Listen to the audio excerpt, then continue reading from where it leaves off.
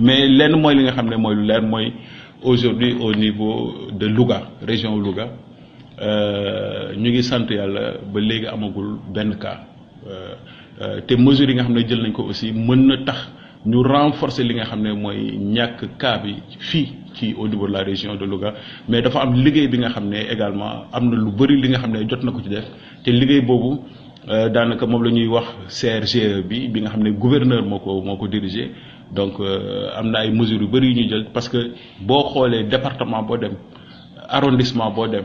également am na lu ñu naan le comité de gestion en tout cas de l'épidémie et comité boobu également dañu réunir régulièrement di xalaat ci li nga xam ne moom la ñu war a mettre en place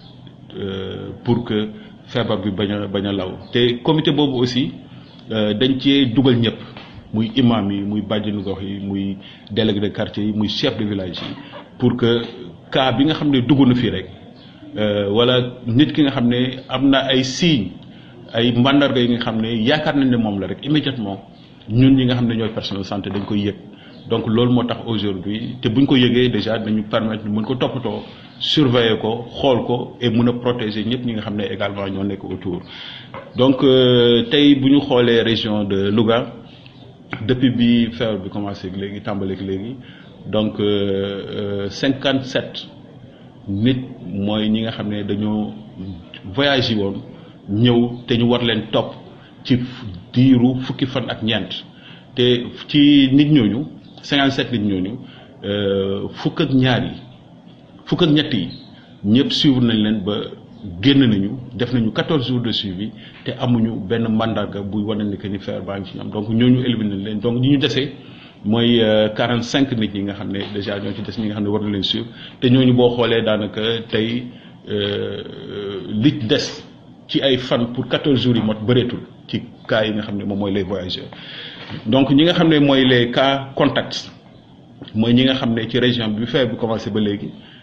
xaw nañu jege woon ci ñi nga xam ne ñoom ñoo amoon feebar bi ñetti nit la ñu te ñetti nit ñooñu daanaka booba léegi ñu ngi leen di topp am na ki nga xam ne déjà am na fukki fan ak benn ñu ngi koy suivre te amagul benn mandarga buy wan ni feebar bi am na ñaari ci des kenn ki ñeenti fan la def juróomi fan la def keneen ki ñu ngi koy suivre depuis juróom-ñetti fan donc ñoom ñett ñëpp amagul kenn ku ci am ay signes yi nga xam ne déjà mën nañu yaakaar ne feebar bi mi ngi ci yow donc bu loolu weesoo bi feebar bi nekkee ci bi mu commencé ba léegi ci région bi am nañu fukki cas suspect mooy ñi nga xam ne kat am nañu ay signes te ragal nañ ne feebar baa ngi ci ñoom donc ñooñu comme ni ñu koy defee rek dañuy nekk nit ñi nga xam ne da leen di jël isolé leen faj leen di leen faj ba pare def ay prélèvement pour xool ndax feebar baa ngi ci ñoom ak déet donc ci fukki nit ñooñu ak benn fukk yëpp bi analyse ñëwee dafa wane négatif donc amuñu ko kenn moo ñu de benn résultat moo ñu desee def kooku ci diggante journée bi tey incha allah rabi yaakaar nañ ne kat résultat bi dina génn donc pour le moment foofu la ñu toll ci xeex bi li nga xam ne mooy coronavirus et di ñaax encore population bi ñu xam ne que ni lenn rek moo leen mën a permettre aujourd'hui ñu bañ a jànkonteeg li nga xam ne moo xew mooy cet bi ci ñoom déjà mais également collectivement ñu continuer di jàppale secteur système de santé bi bu baax a baax donc li nga xam ne également mooy bi ñu génnee réunion démb ak CRGE bi donc am na li nga xam ne jot nañ ko fa nemmeeku ci li nga xam ne mooy li manqué ci xeex bi il est vrai que ñu ngi def effort état mi ngi jéem a def effort yu bëri mais am na li nga xam ne des na li des mooy lan mooy liñ naan masque yi ak liñ naan gel hydroalcoolique ak li nga xam ne mooy tenue yi nga xam ne moo ñu permettre pour protéger ñëpp ñi nga xam ne nekk nañ en contact un peu ak maladie muy personnel de santé bi donc il faut ñu xalaat leen bu baax protéger leen parce que yeneen dëkk am na ñi nga xam ne déjà ñu ngi ci personnel de santé bi ñu bëri am nañ ko donc bu loolu weesoo aussi mooy yeneen secteurs yi comme les forces de sécurité de défense ñooñu aussi jamono yi am na liggéey bu bëri bu ñu war def te il faut ñu jàmmaarloog nit ñi te bu loolu dafa am lu mu laaj comme que fu ñu toll nekk na feebar bi nga xam ne ku ne mën na ko yore parce que transmission locale la ñu wax donc ñooñu aussi il faut ñu jéem a xool nan lañ leen di protéger mais yéen journalistes yi aussi daanaka il faut ñu xool nan leen protéger parce que yéenay dugg ci population bi yéenay daje tu ne pour chercher l'information te li may ñaan aujourd'hui mooy que ni secteur yëpp bu mënti nekk ñu bañ a gëm ni que ni aujourd'hui secteur santé rek moo leen war a équiper moo leen war a toppatoo donc ministère yëpp li ñu war a def aujourd'hui mooy ñi nga xam ne ñoom ñooy seen i élément nekk ci terrain bi ñu bàyyi leen xel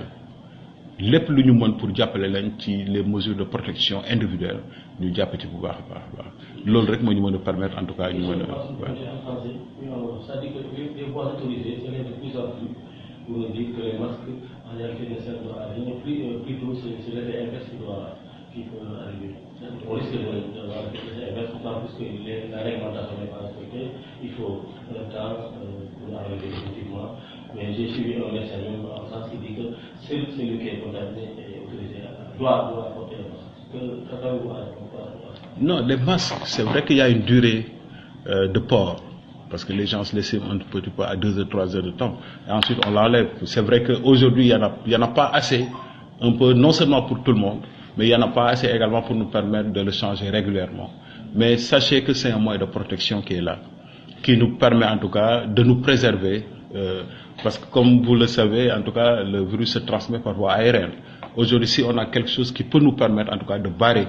un petit peu la transmission par cette voie, je pense qu'aujourd'hui, en tout cas, les masques, en tout cas, comme moyen de protection individuelle, ne sont plus à démontrer aujourd'hui. C'est vrai qu'il y a des normes par rapport à l'utilisation. Est-ce que ces normes sont respectées? Est-ce qu'on a communiqué par rapport à ces normes? Je pense que là également, il va falloir qu'on réoriente un tout petit peu, véritablement, en tout cas, la communication autour de l'utilisation de ce masque. Par rapport même à la qualité de ces masques également, il va falloir un tout petit peu, véritablement, qu'on renforce la communication à ce niveau. Parce qu'il y a des masques qu'on utilise par moment qui ne sont pas adaptés. Par contre, il y en a qui sont de bonne qualité et qui nous permettent en tout cas de nous préserver contre... et au-delà de ces masques, je pense qu'aujourd'hui le port de gants également, parce que comme le virus peut s'agripper quelque part aussi à un certain niveau et y rester pendant quelque temps, donc je pense qu'il est important un tout petit peu de faire la promotion de l'utilisation des gants pour nous permettre en tout cas de nous préserver, surtout dans les zones de haute transmission.